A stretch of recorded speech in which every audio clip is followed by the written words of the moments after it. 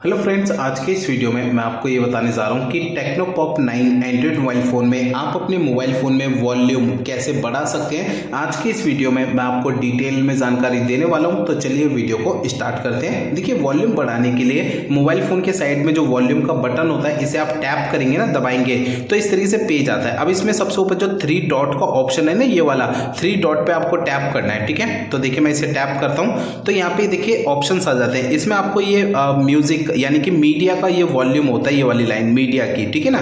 तो इस तरीके से आप इसे बढ़ा सकते हैं। बीच वाली आपकी अलार्म की वॉल्यूम होती है, इसे आप बढ़ा सकते हैं। तीसरे नंबर पे आपकी ये जो है रिंगटोन यानी कि रिंगटोन की वॉल्यूम होती है, इसे आप बढ़ा सकते हैं। चौथे नंबर वाली ये जो है मीडिया की, ये भी आप बढ़ा सकते हैं, ठीक है ना। तो दोस्तों यहाँ पर जो है इस तरीके से आप बढ़ा सकते हैं वॉल्यूम को मोबाइल फोन में। आप यहाँ से भी ये जो पैनल होता है ना, यहाँ से भी आप देखिए, यहाँ से कंट्रोल कर सकते हैं वॉल्यूम को, यहाँ से भी आप इसे पूरा बढ़ा सकते हैं। तो दोस्तों इस तरीके से आप अपने मोबाइल फोन की वॉल्यूम को बढ़ा सकते हैं, ठीक है ना।